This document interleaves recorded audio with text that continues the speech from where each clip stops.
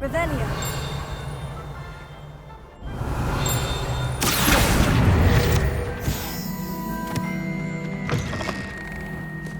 Revelio.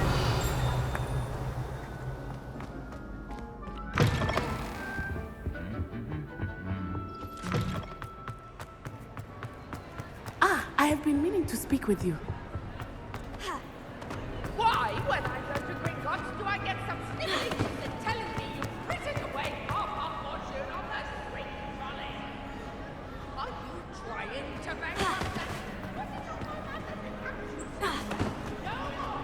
I am nothing. Revelio.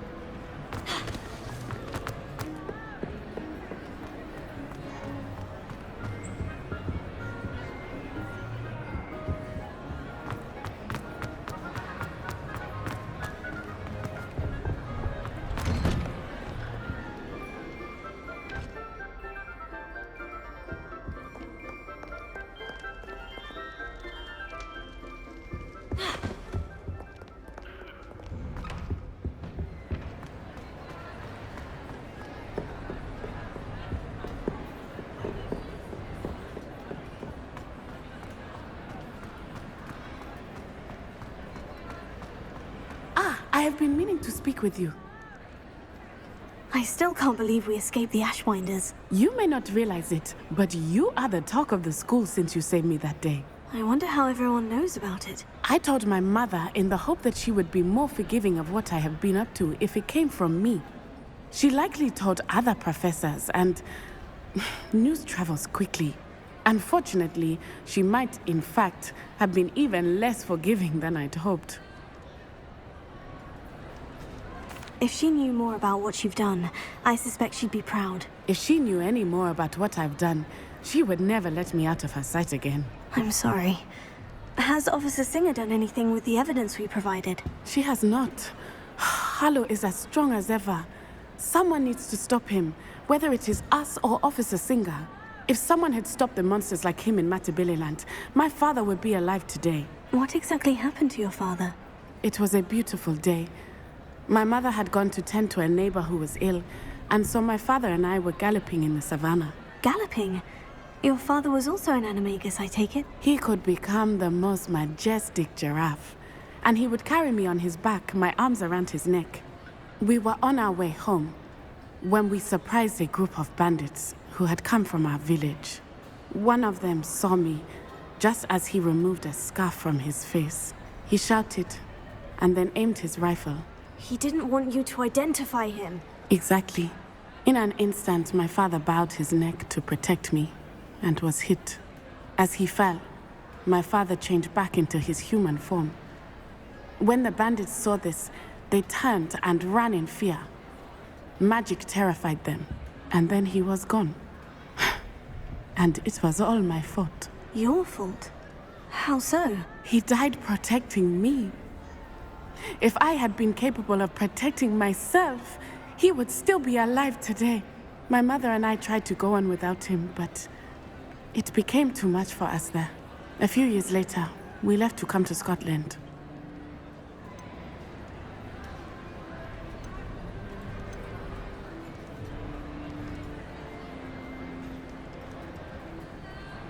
Do you think your father would approve of the things we've been doing? Oh my, that is a good question. In theory, yes. Although he would worry as my mother does. But I think he, of all people, would understand my persistence. My father never shied away from a fight for good, no matter how ruthless the foe. And I think he would have enjoyed knowing that I had a compatriot like you. I'm sorry, Natty. I can't imagine what you've been through.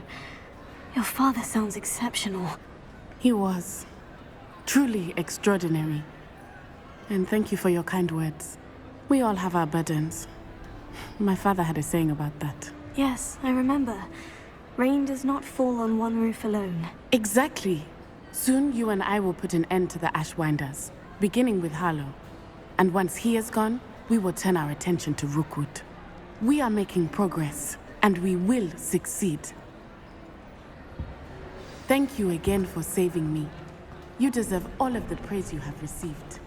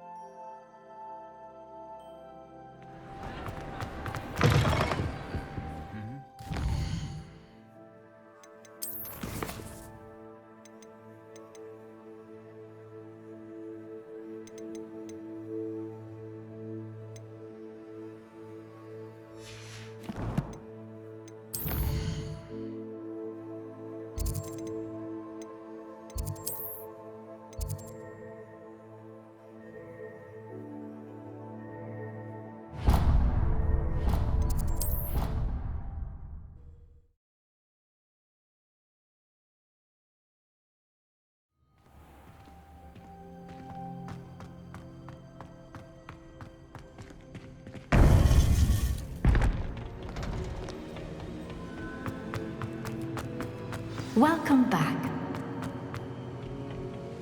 Hello, Professor. I have news. The goblins are looking for something. Another repository. They've built drills to help with their search. Most troubling. Are these repositories like the broken container I found at Rookwood Castle? They are. I fear we have no time to lose. Have a look at the map. Fortunately, the next trial is fairly nearby. It's Hogwarts. As you know, I was headmistress in my time. My portrait hangs in the headmaster's office. In fact, I witnessed Professor Black learn of your arrival. And I'll confess that I wondered about you. Wait, is the next trial in the headmaster's office? It is. I had hoped that when the time came, the occupant of that office would be of help to us. Unfortunately, this headmaster seems wildly unconcerned with anything but himself. You'll need to access the office while he's away. I understand. Very well. We'll find some way to get in. Good. I shall meet you in my portrait there. Until then. How will I gain access to the headmaster's office? Perhaps Professor Fig will know what to do.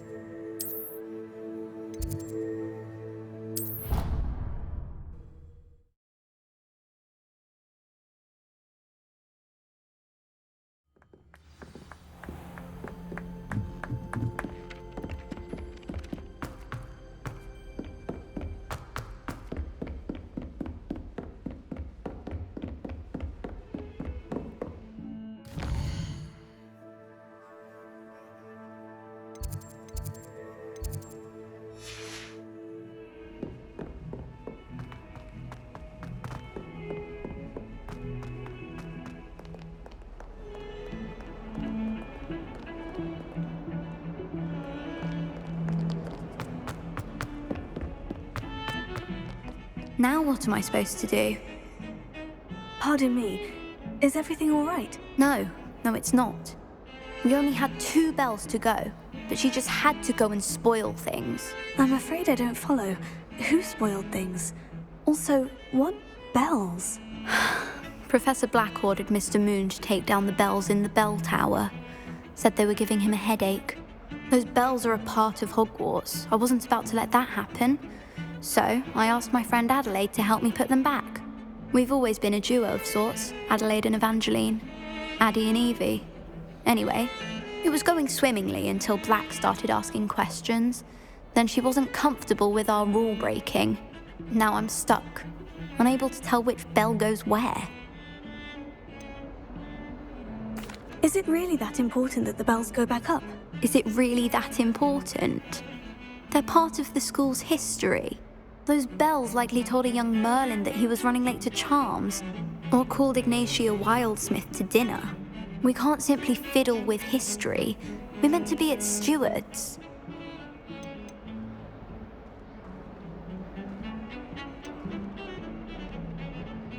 If only 2 bells are left, isn't it fairly easy to tell which goes where? Easy for you, perhaps. I happen to be tone deaf. Mother likes to say I couldn't carry a tune if it hopped on my back like a chocolate frog. No point putting them back in if they don't sound just as they did before, for the sake of historical accuracy. Perhaps I could help put the bells back up. Really? Oh, that would be wonderful. The bells are in the bell tower just above the music room. You're certainly of more help than Adelaide. I imagine the bells are just inside the bell tower. The bells are back up, Evangeline. You're a credit to the school. I can't wait to hear them. I can't wait for the headmaster to hear them. I wish I could see his face. Future generations may not truly appreciate what you've done, but I do. And I hope that you do as well. You don't know how much this means for me and for Hogwarts.